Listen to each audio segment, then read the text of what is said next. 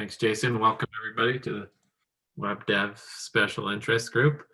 Like I said, I have no agenda like usual, so I just want to open it up to general web development discussion. Did anybody come with anything in mind? I have something to share. Please do. Okay. And I shared this with Lucas and Margaret yesterday, and Margaret encouraged me to come and share this, so I thought I would do that. So let me go ahead and share my screen here. So I'm on a Sandbox. Does everybody see that? Henry's account? Yep, looks good. Okay. So in response to what we're doing with Curbside, we're not using the Curbside module because it doesn't really fit our workflow. Essentially our workflow is we have patrons pull into one of our numbered parking spots, call the library, give us their card number, and we write down their card number, their name, and what spot they're in, and vehicle information if we need to, and go grab their holds, check them out, and take them out to them. So that's the really non-technical way we do it. When we were doing this, I was looking at the process and thinking, we're printing out all these slips and we're writing all this information down, and I thought I might be able to simplify this, and I did. And when I put this into motion, the staff really responded positively to this. So first of all, there's a slight modification to this, the holds on this checkout screen. This only works on the checkout screen, but I adjusted the header under attention so that it parses out how many holds are at your location. So it's a little bit clearer to staff, and that's being used in this modification. I've added under the More button an item called Curbside Pickup. Click on that, and it pops up the username. It adds their barcode without the number showing on it.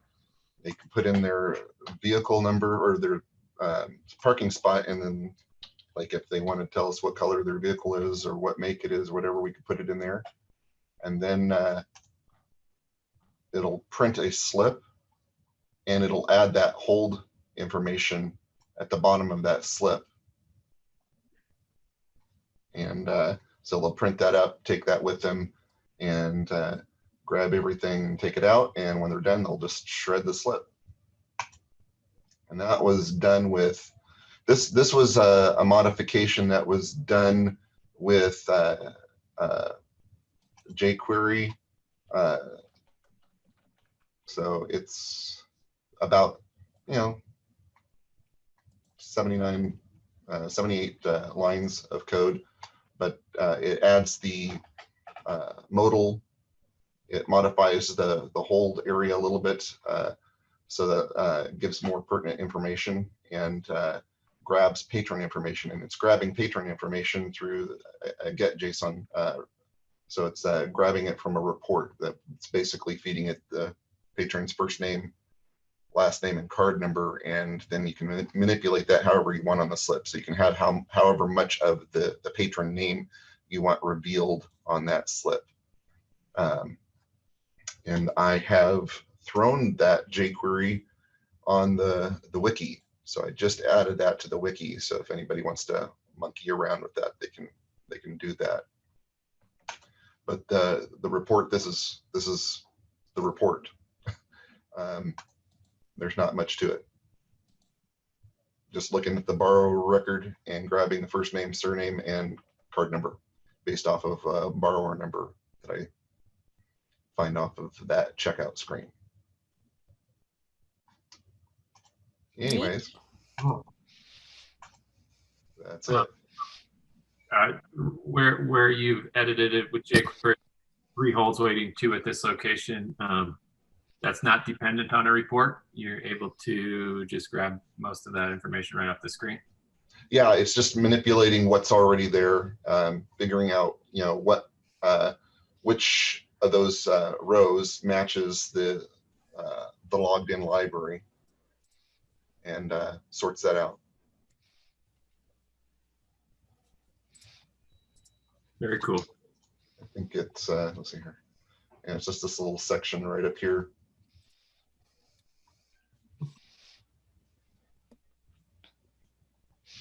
Well, I'm definitely stealing that part for sure. Yeah, me too. Yeah, I'm looking at the code that converts the barcode. I'm thinking I could do some things with that.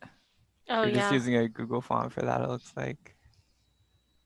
Yeah, we installed, I played around with some different iterations of that. That one worked the best because it works with characters, letters and numbers, so it doesn't blow up when you have letters in the barcode.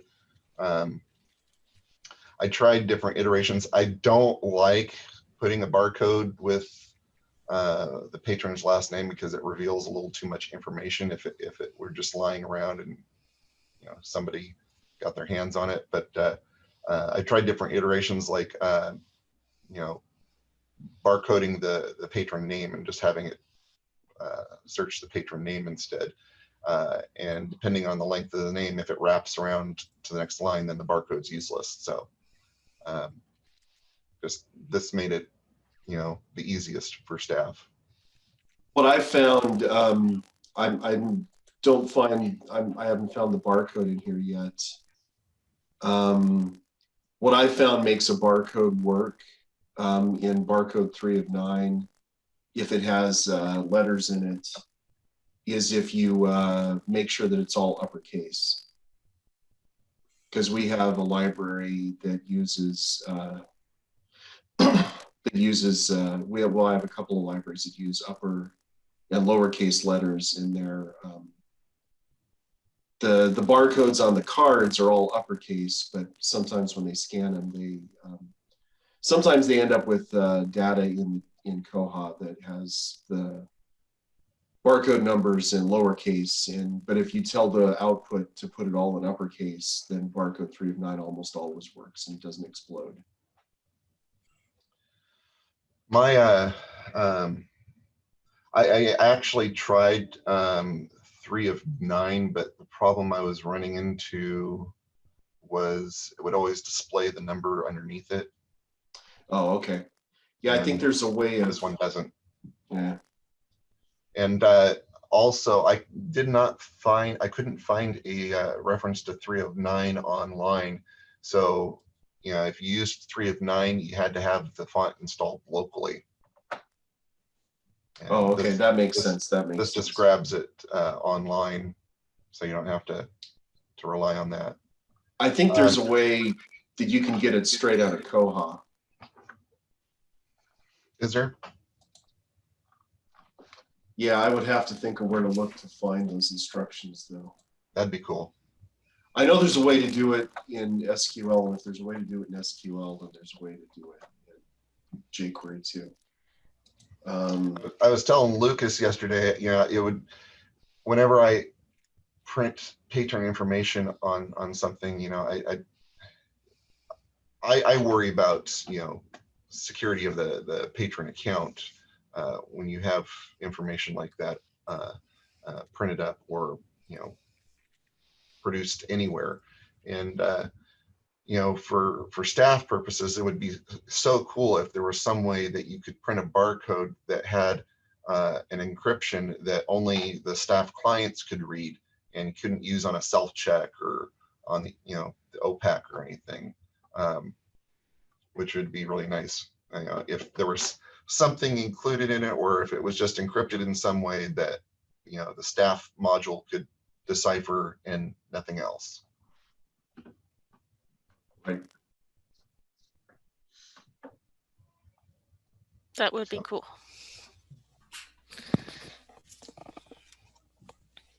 I also have some jQuery that I need to put on the thing sometime.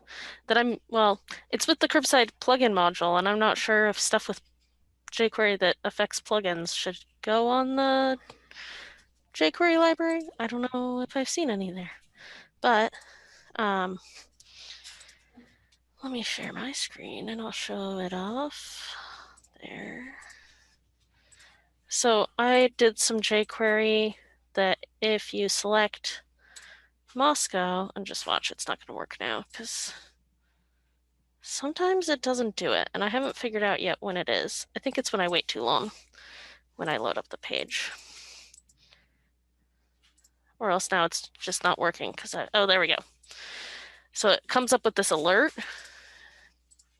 because we were having a lot of people who were trying to schedule, like, well, we were already doing curbside and we were having problems where they weren't, now we're doing curbside downstairs, but all our holds are still upstairs. So we're like pulling those a couple hours before and getting them all prepped.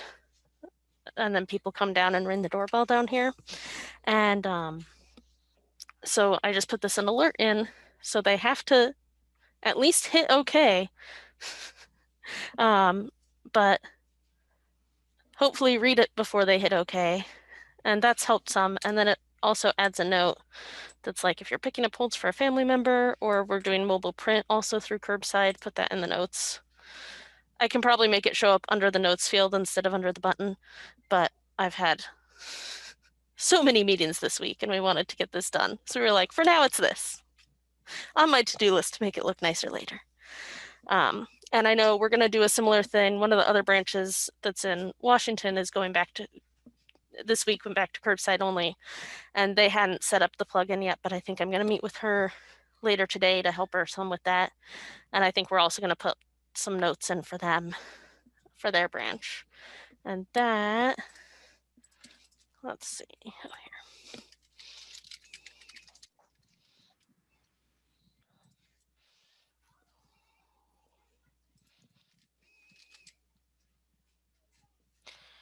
okay, that was not the right.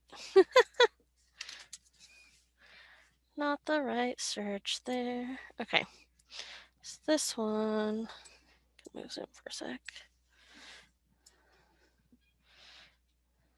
Okay, that, just ignore that. I haven't got that part working yet. I'm just gonna, did I delete too many things? I gotta say, I love what they did to the editor, where I'm it's just gonna leave it pointing out your like that. mistakes a lot easier.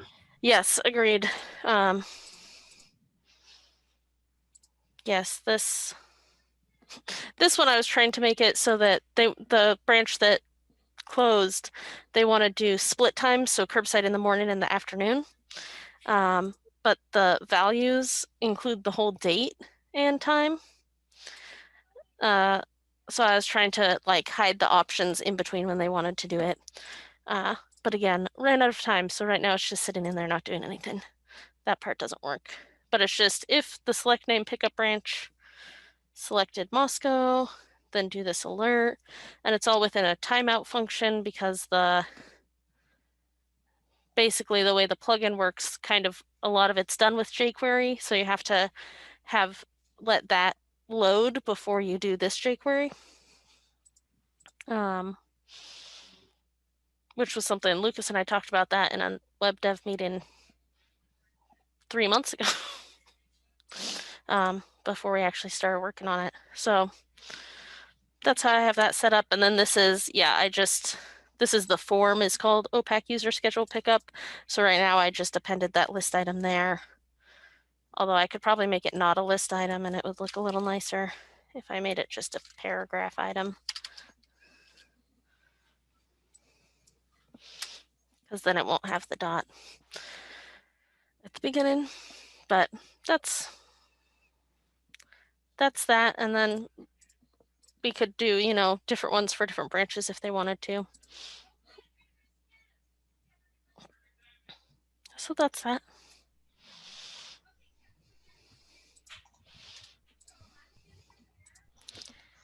Sometimes that I like better than the set timeout function because then you're always waiting that 8 seconds or whatever you set it to, no matter what. And I could find some example query for you, but I like to set a mutation observer on the element where we know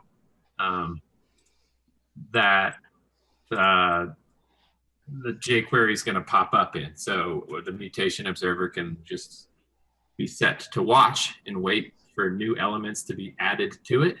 And then once that happens, you can do your jQuery. That would be like this one, right? I don't remember why I put what this was doing. You sent me this when we were talking about after we had talked about this. And then I had forgotten about it until I went and actually put this in, and I was like, oh, I think that was something Lucas sent me when we were talking about this. But I had already got this other thing figured out. So I was going to go look at that more too when I had the elusive time to work on it. That's exactly. Today or tomorrow. So I also threw something in the chat. I often use for, when something hasn't been so it'll do something when that actual element is populated, loaded. If you go back, I think I was just caught out of the corner of my eye here. If you share again. Yep, I keep accidentally opening my remote desktop instead of Zoom because they're right next to each other.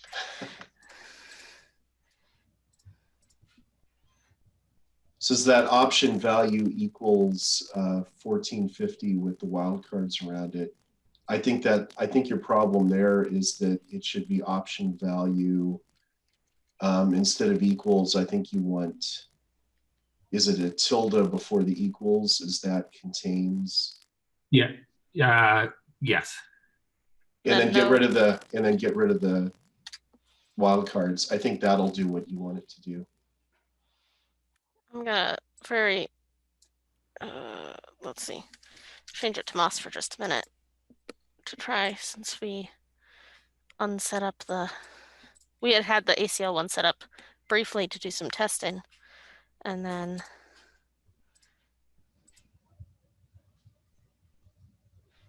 okay, yeah, that looks nicer there. Let's see, that's 14 is 215. Oh, haha. Can't do it. We don't have any 215 times. Let's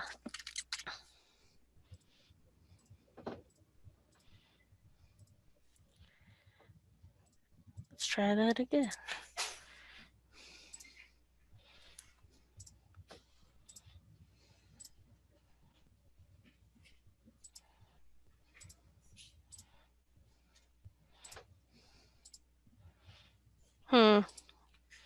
Still showing.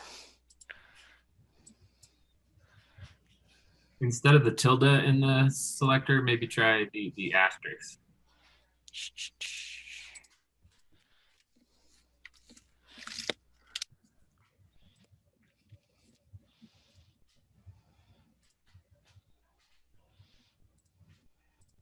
Oh, I don't know if that actually reloaded the page or not when I did it that way. Oh, yeah, it did not.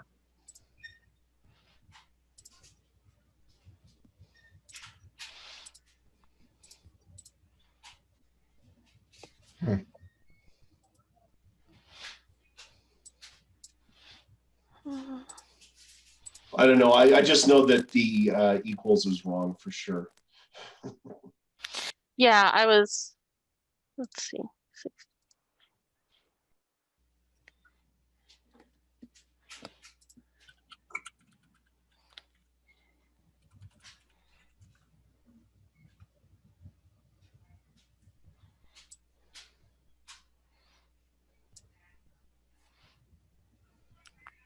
I think that looks right to me, but I don't know why it doesn't work.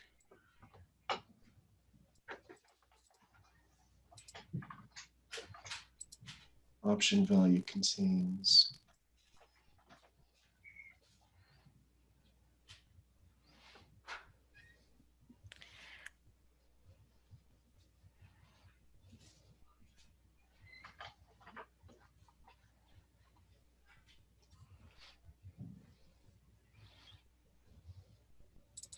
wonder if instead I should do when it loads the pickup time with Christopher's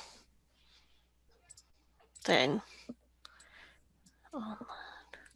Instead of in the timeout function, since that doesn't load up until after you select a date.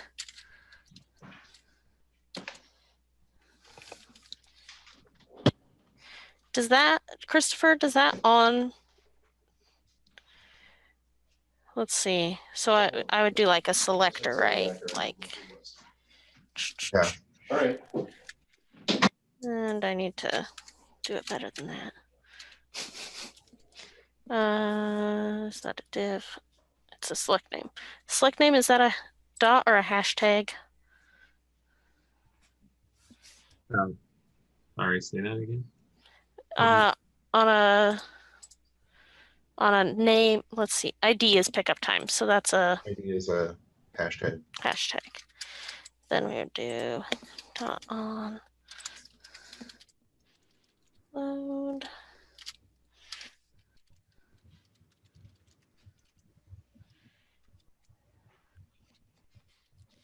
Like, why are you doing this to me with all these hanging things? Wait, no. Is that, let's see. The function will go here. Then we'll do, let's see.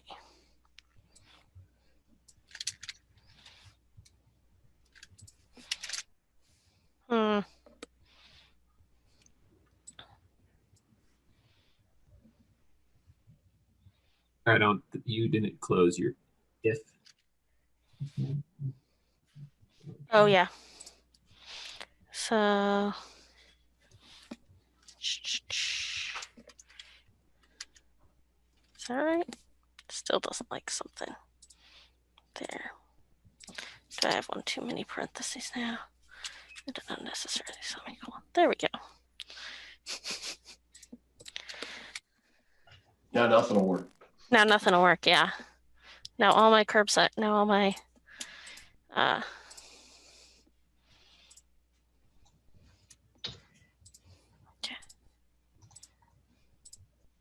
Nope, still there.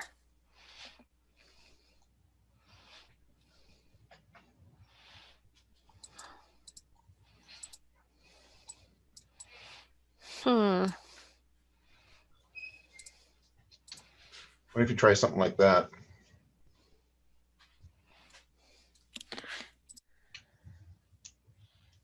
Also, I always do to make sure that I've just got the selector right in the first place. that's what the selector's wrong. The name has the underscore, but the selector has a dash. What I was going to say is the basic test I always use to make sure I've got the selector right is just to hide it. Oh, yeah. Forget about any of that other stuff. Just see if I can hide it. If I can hide it, then I know put I've an got the attribute in it. selector right. Put an attribute in it. Yeah.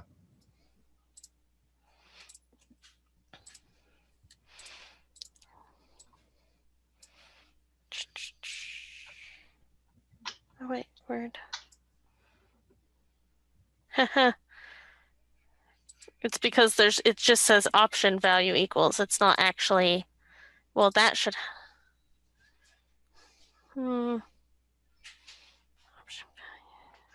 There's also your single quotes and name equals pickup branch are. Oh, those are weird. Yep. Those should be Orders. Put it inside. inside, yeah. That's weird though, because that's this. I just copied that from up here and it was working. Oh no, here it was name equal. Why do I even have brackets there? Yeah. That bracket.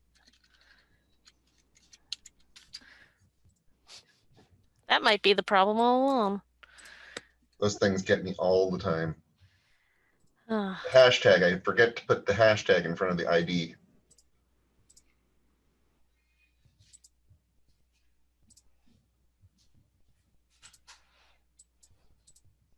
Aha! Success. Hey, Perfect. good eye, Lucas. Okay, and now I'll let I'll not do that to our patrons who can do pickups today during that time. But oh, you could also do holidays that way because the curbside plugin doesn't recognize holidays on the calendar. You could put in, on Thanksgiving, option value contains the date for Thanksgiving because the date's part of the drop down value. Yeah. Because I was just gonna turn it off after today for Thursdays until next week. Or until after Thanksgiving. Make sure you set your time value.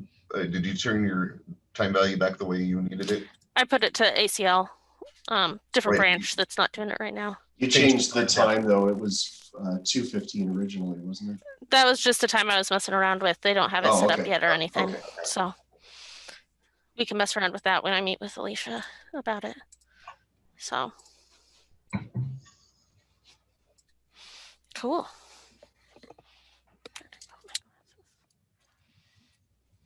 Did it truly disable it? I saw the message, but I didn't Yeah, see it. it did. It did disable it.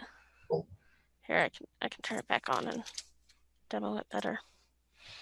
Oh, no. Like my eyes are tired from not wearing. Yeah, Trying to click nice. on it. So you could probably also hide it, but I started with this. Like you could probably just hide those You options. could, or you could just use remove. I like putting a message in things better than removing them from a selection. Like when we turn off our Like pickup schools. locations, that we run into problems with that because when a patron places a hold, it defaults to the position, and if that's removed, it defaults to the first thing in the list. Yeah. Which has been annoying. So we've had to go and work around that because of that issue. Well, and yeah, this code here that I got was actually just stolen from my when we're closing schools for the summer. So I think. Actually, that one has an alert. Yeah, it was this part. We used to do that, but then found out that you can turn off the location and made the process a whole lot easier. But we ran into that issue, so I made a small modification so that it put a blank, or it put a please choose a location at the top of the list if your location didn't exist. And you couldn't submit it until you chose something from the list. Yeah. Other than that. We have one of those for our purchase suggestions because people kept just submitting suggestions with the default and then getting mad that they were getting audiobooks. So we have like a please choose up at the top there.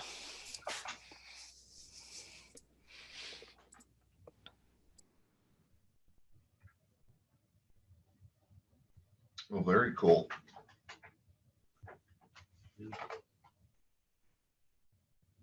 George, what spectacular things are you doing?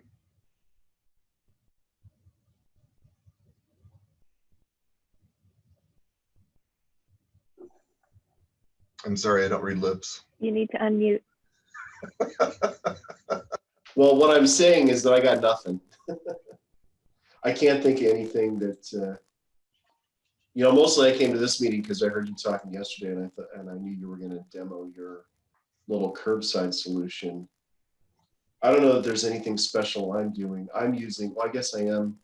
I can share my screen and the screen. Let me flip over to a library that just closed yesterday because of a COVID situation. Oh, wrong one. We have Holton and Horton. One phoneme away from each other. There we go. I use this to remind libraries that they're marked as closed. So I just got a banner that pops up at the in the header, and when they scroll over it, it reminds them, because what's happened a couple of times is they've decided to reopen early, and they go in and they just want to start working and they forget to tell me that they want their functions back. And that happened yesterday. And for our library in Pomona, they were scheduled originally to reopen today. But then on Tuesday night, they decided they would open on Wednesday instead. And then they couldn't do anything. But this is the code that I've been using just to, it prepends the text I put here into the breadcrumbs. And then this hover function is something that I use whenever we're doing an upgrade. I do the same thing. I put a banner there that reminds everybody we're doing the upgrade on Friday or Saturday night. And remember, here's a link to the training. And then on Sunday morning, I'll go in and I'll change it to remember, if things aren't working right, close your browser, clear your cache, close your browser, and restart the machine, and that'll fix your problem. So you're not dynamically setting that, you're just telling it if it's this library, then close it. Yeah. Or show that. Show that banner. Yeah, I've got Osage City is currently closed and Holton is currently closed for COVID-19. I've got another one for the Nichols office is closed, and our Hiawatha library is closed for remodel. You're saying closed. You're saying it's not just the pickup location's not available. You're saying that it's, yeah, these libraries are completely closed right now. And that's all I'm doing with that banner on this page. I've got them shut down other ways. Our process for closing a library for COVID has been that I will add this to their Koha. Where is that stop share? So I'll add that banner to their staff client. I go in and I change their CERC rules so none of their items can fill holds. Usually what I do then is I go in and I suspend all of their holds. I ask them to give me a date when they anticipate reopening, and I use the suspend feature to suspend any unfilled holds until the date that they're planning on reopening. be so nice if they added closure functionality to Yeah, if you could just check a box and say this branch is closed. and define what that means. Is it no pickup, There's a bug for that. no holds? Yeah, there's a bug for that. I think you opened it like 8 years ago, 9 Yeah. years ago. I completely agree with that. And George, can I just say, I'm really glad you're doing all those things for your member libraries rather than giving us a ticket to do all those things for your member libraries. But I don't know, that seems to be where the rub is what does closed mean when you want to do there's been a flood or there's a power outage or there's just a thing and I just need to close this temporarily, or it's just scheduled every summer it closes, or just there's a staff retreat for a week or painting remodels. But I am with you 100% that it'd be really nice to hit close this library button and follow the rules that I've told Koha somewhere of what closed means. Yeah, that's my just checklist in the chat that I just put there for closing a library. Well, George, I think we're Christopher's shooting bug. ourselves in the foot because we're doing those closures manually ourselves. We should be putting in a ticket to buy water. So what you're saying is if we gave them more work to do. But that would give Lucas and Kyle and Nick less time to write the patch for this bug. Yeah, there's the rub. Doing the work to close everything. Yeah, but if they had to deal with it enough, they would say, "Oh, I'm tired of this. I'm going to do something." ultimately, for me, the bottom line is it has to be done. I can't have these libraries out there. You know, you're in a position where if the library in Mullen has a problem and they call you and ask for help, you can help them if you want, but you can always say, you know, I'm too busy to help you, and you're not, and I don't work for you. But the problem with me is that I work for these people. You know, that's You do work for all of them. Yeah. yes, I work for all these people, just like Jason. You know, it's we, you know, our job is to make sure that these things happen. So I'm where Jason and I are in a different position than you and Lizette are, because if Lizette doesn't want to help the people in Lewiston, she can just say, you know, Bonnie, you do it do it. yourself. Yeah. Yeah. And if John Hartung calls you and says, you know, we need you to do this for us, you can say, you know, I don't work for you. Well, and John's retired now, isn't he? No, Oh, Soon. not yet. no, Soon. his retirement was delayed because of Everything. this mess. I also put Christopher's bug in the chat. Yeah. 12450. So if anyone, you know, is interested in pushing Well, I that put the top link that I put in there is my list for how to close a library, my checklist for closing a library, and the next one down is my checklist for reopening them. So, and it's having a checklist has sped things way up for me, because then I don't have to keep thinking, did I do this? Did I do that? If I just follow the steps, I'm done. So you might have to update that in after the update, because if are you using the branch transfers table to keep library, like if a library is your courier running it all, I guess? yeah, Are you using the branch transfers table for libraries that are doing like curbside but don't want the courier yet? If you have any the of those. branch transfers table? Yeah.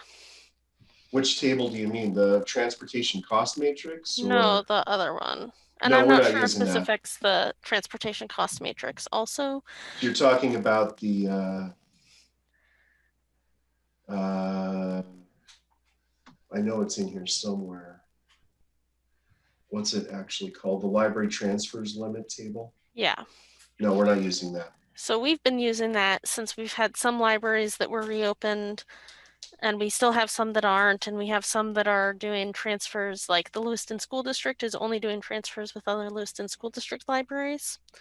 And the branch transfers table used to prevent hold placement, but after the update, it does not. Well, is that a feature or a bug? It's a feature that's tied into the local holds group function. Oh, okay. We figured out yesterday when we were meeting with Andrew about it. So we have to set up like a COVID open, COVID closed, and the Lewiston School District local holds groups. That won't affect set all the us. circ and fine rules correctly. No, that won't be a problem for us. So thank God that won't be a problem for us. Yeah, it's gonna be a real headache. So my question during the training on Tuesday was about, do the new groups, can you use those to set local hold priority? And the answer was no, but that I think should be the next step with those. If you could say everybody in this group gets priority on the other items and on the items in this group. Yeah, that would help me a lot. Andrew and I talked about that some too, because he said he was going to open a new bug, but there is that bug that's currently resolved duplicate, because Joy thought it was going to work for that.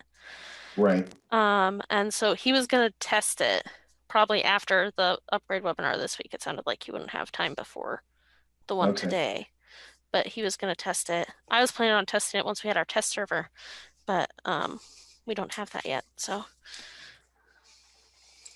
soon, theoretically.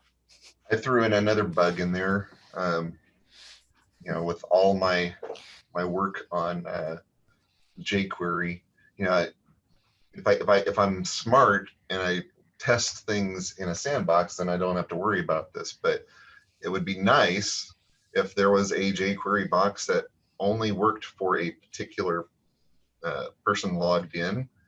That way you could test something and not affect everybody else. Yeah. go sideways with your testing. It would only apply for a particular user. I try to remember to break our test server first. I usually am successful. I like But I like to Jason's. hear George break the test server, Yeah. not the production Um, server.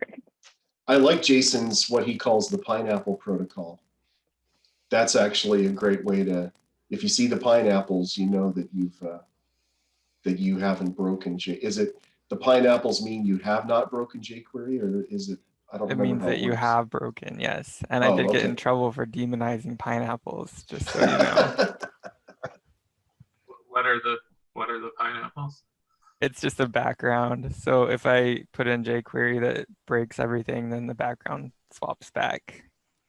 Aha, I see. Yeah, I have. We're planning on putting the red alert symbol on for our regular background, for equivalent, and then haven't figured out what we're putting on for the regular background when it's not broken. This is my version of Jason's pineapple protocol. Is if my test server doesn't show this show like this, I know that it means I've broken jQuery. So it's got to have that big pink banner with the test server all over it. And if I break jQuery, that disappears. So what I didn't realize is accidentally I've got that on my test server, my production server. What it's looking for is it's looking for the word test in the URL. And so what happened on our production system is if you looked up America's Test Kitchen cookbook, all of a sudden you would get this test server because the word test would be in the URL when you're doing that search. So I made it more specific to, I think it has to say staff You have to do test. something totally An random. express library, yeah. I was getting when we discovered that was happening, it was from a patron who said, "How come when I look up the America's Test Kitchen cookbook, I get this crazy background, man?" And I was off. I was on a week vacation, so Of course. when I came back, it was like, we don't understand why this is happening.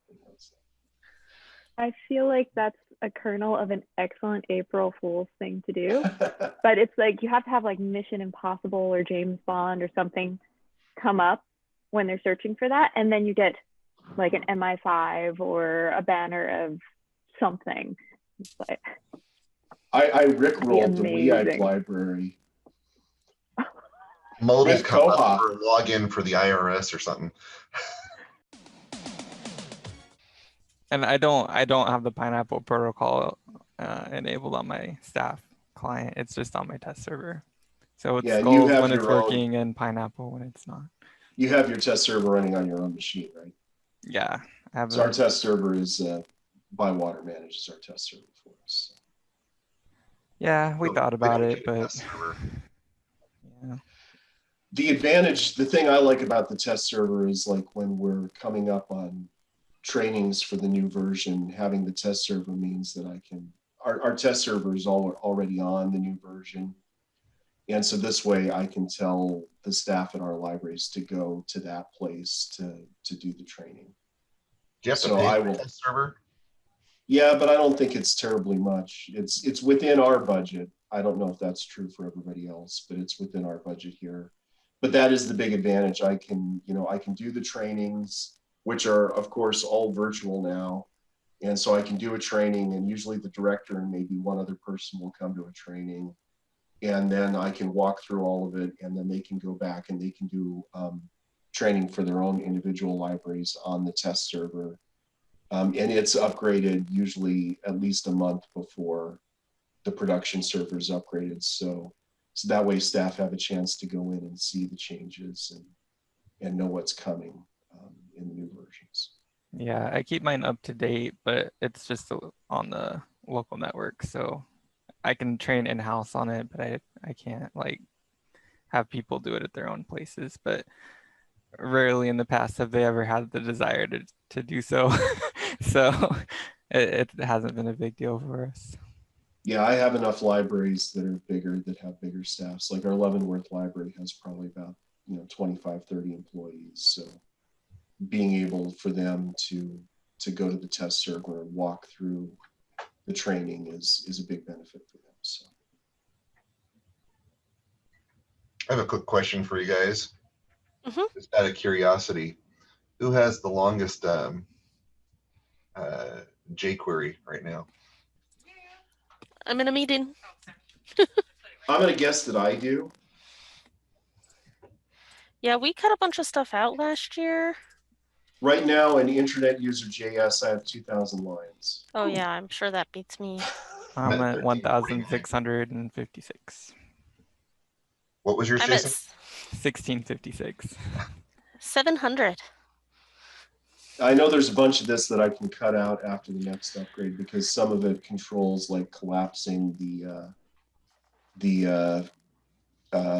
different areas of the patron input. Yeah, And I so think we that's were actually a pretty big section. at like 1100 before the update. And then with that, and then I think I don't remember if there was other stuff that we took out or if just when I took that out, I noticed some other stuff that we didn't need anymore for other reasons. But I I think did a big cleanup like 2 years ago. I went through and I was ruthless. I cut out a lot of George's stuff. I mean, part of it was that it wasn't working anymore and it had been broken long Yeah, enough it was that old. we Yeah. didn't need it because people had gotten used to not having it. So, because it was like stuff that broke when George left, like because we had an update right around when he left, and that I was still new enough with the jQuery and new enough to the library that I didn't know which things had broken because the jQuery had broke them, and which things were just the update happened and things changed. So. But one thing I would say, when I got here, there was a ton of jQuery in here. None of it had any comments in it that said what it did. Yeah, ours all, or most of it, is well commented. That was a big biggest project. chunk of jQuery right now is validation, making sure staff enter things the way they're supposed to, Uh-huh. and patrons.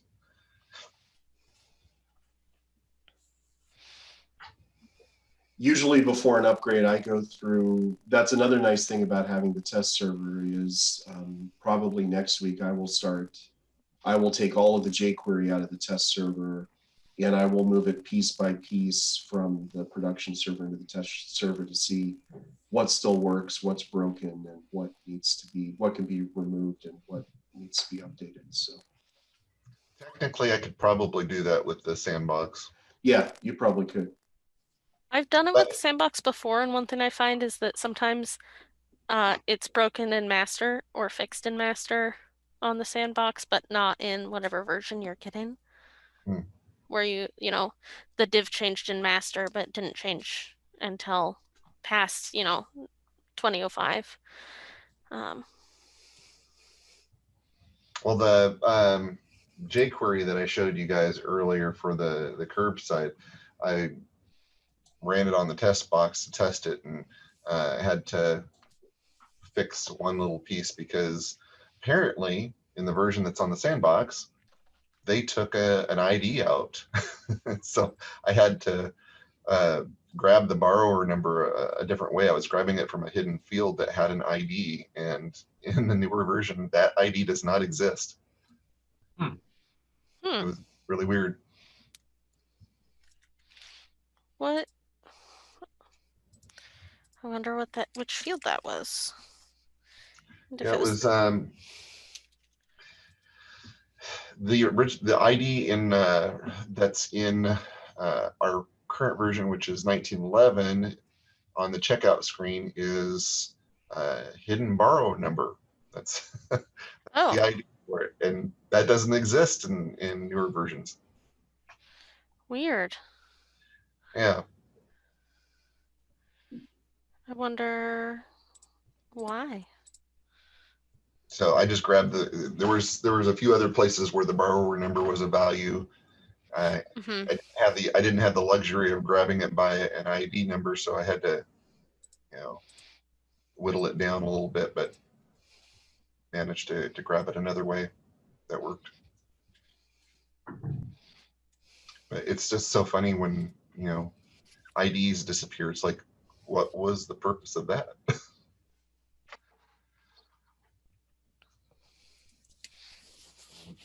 It's 11 o'clock here. I got to get going. So it's good to see you I'll head guys. out too. See y'all later. Talk to you later. Lucas This is is fun. I shadow- should come to more shadow. of these. We've got See, some fun conversations going on over here. see you later. Bye. Lucas is a shadowy figure. Yeah, I need an extra light here in my nook, but I haven't gotten one. Now he just I wants to also- show off his awesome